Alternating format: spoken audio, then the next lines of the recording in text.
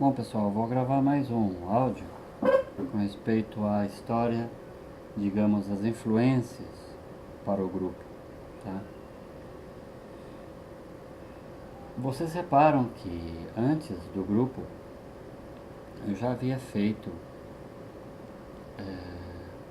uma participação numa peça do Gerald Thomas, eu já havia feito uma cena numa peça da Lulu Pavarin no final de um curso, uma oficina, e eu já havia feito como ator, diretor e produtor numa escala muito simples mesmo, três ou quatro peças nas satirianas, né? Além de ter feito uma peça do Mário Peixoto, Sombras Vibrantes, né?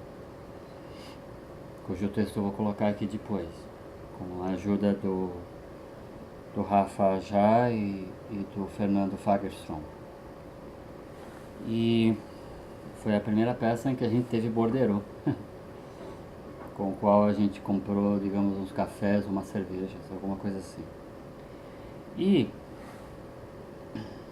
nesse sentido, eu não parti do zero, né?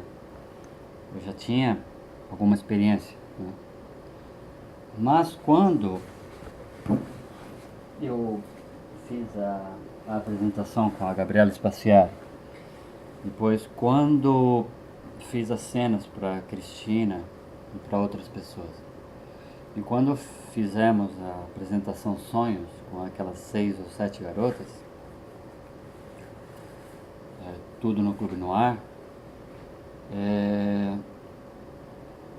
não havia nada de antemão feito por um determinado motivo. Ou seja, eu não estava optando em nenhuma linguagem especial, nem no realismo, não realismo, expressionismo, coisas experimentais, não havia nada de antemão pensado para chegar a esse ponto, né? Não havia nada disso. As coisas foram acontecendo e elas, sim, sempre tiveram uma conexão muito forte com a realidade, né? Portas tem tudo a ver com a minha vontade de me declarar para aquela garota. Sonhos tem a ver com a minha vontade de entender o meu ponto de vista, ao mesmo de me julgar com respeito à minha relação com as mulheres.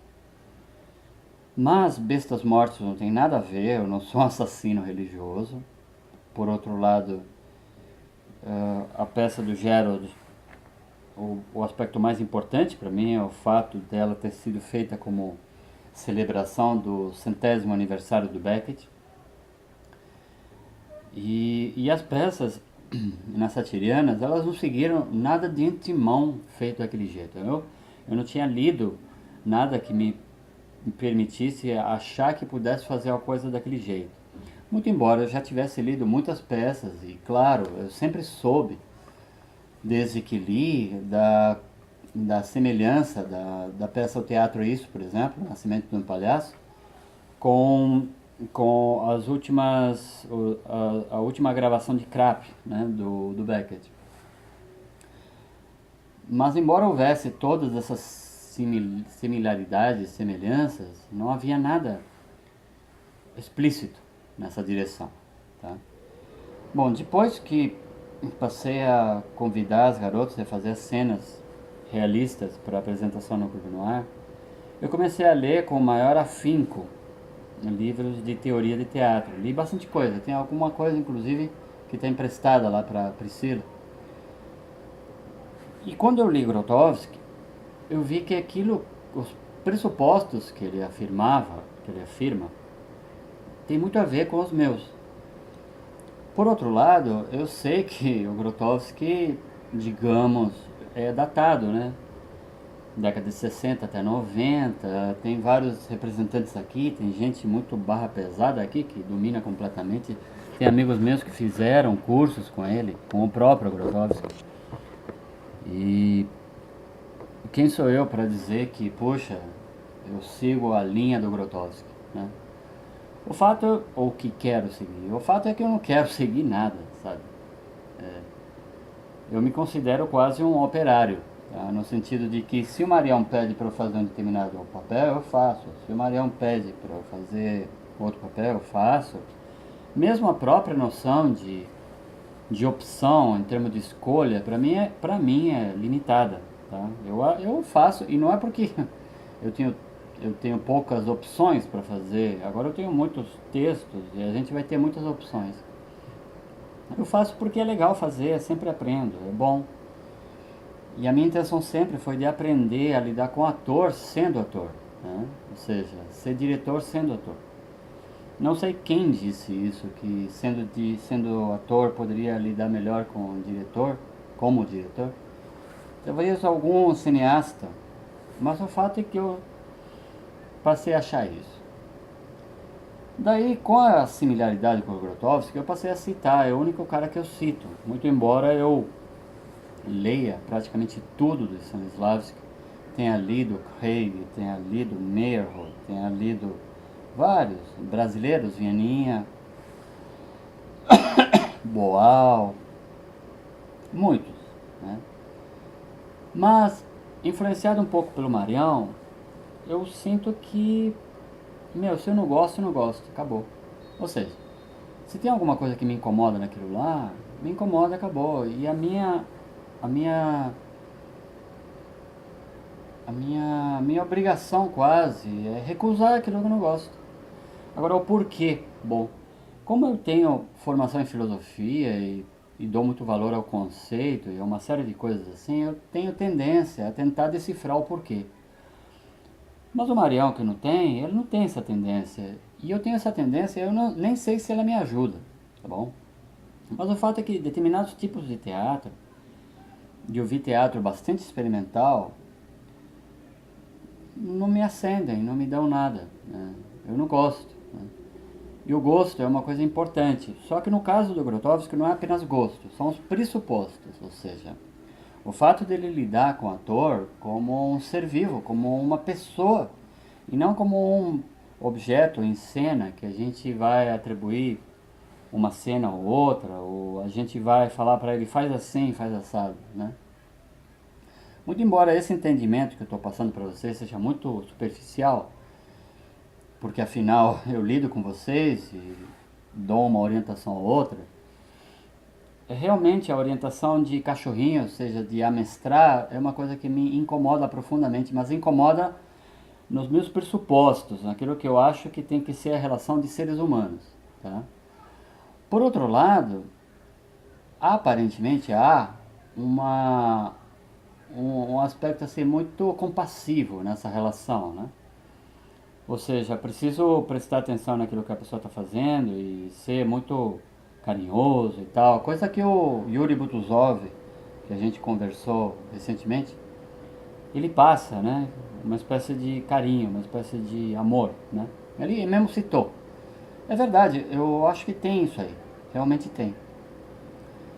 Mas eu também tenho um aspecto muito agressivo, muito tosco, que me permite também optar por esse método, porque naturalmente eu sou uma pessoa muito grossa, eu sou uma pessoa com uma dificuldade muito grande de me relacionar, entendeu? Eu tenho convicções, acho que as coisas têm que ir em um determinado lugar e quando não vão, eu fico meio puto e eu manipulo e eu sou agressivo, eu sei disso e isso é péssimo, eu odeio isso em mim. Mas essa agressividade, ela também faz parte do processo, porque, embora eu prometa para todos vocês, e eu cumpra, e que eu jamais vou levantar a voz, vocês podem perceber que por trás do jeito suave, etc., tem uma violência muito grande, né?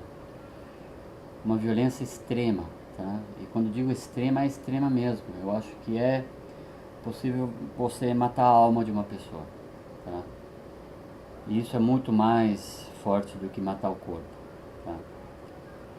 E ao mesmo tempo que eu noto isso, eu tenho coragem de enfrentar essa questão, eu luto contra isso, com todas as minhas forças, ou seja, matar essa alma em alguém, né? Talvez o que exista seja uma espécie de sublimação, né? No sentido de que, como eu sinto que na minha história pessoal. A minha alma foi muito matada, muito morta por muitas pessoas, e muitas vezes sem querer, ou grupos, e que aquilo me magoou e me marcou e me traumatizou. Eu faço questão de que essa alma não seja de forma alguma morta na outra pessoa. Isso está na parte do respeito, da compaixão. Por outro lado, eu não acredito no ser humano no sentido de que ele trai. O ser humano ele trai, ele sacaneia. Ele toda hora está achando uma brecha, está toda hora achando uma desculpa para te sacanear, para fazer você perder tempo, perder esforço, para você fazer cara de babaca e tudo mais. E por causa disso, porque eu sei que o ser humano é assim, eu também mantenho essa violência lá atrás no processo, né? É uma violência implícita, né? Porque eu nunca, pelo menos que eu tenha visto, eu nunca levantei a voz contra ninguém e não quero levantar, tá? Mas essa violência eu sinto que ela precisa estar lá, porque se não estiver, algo vai dar errado, entende? E recentemente alguns casos de relações com vocês mostraram bem isso, tá? Mostraram claramente isso. O que é péssimo, né? Porque eu quero um mundo sem violência. Bom, eu paro por aqui que tá ficando longo. Até mais.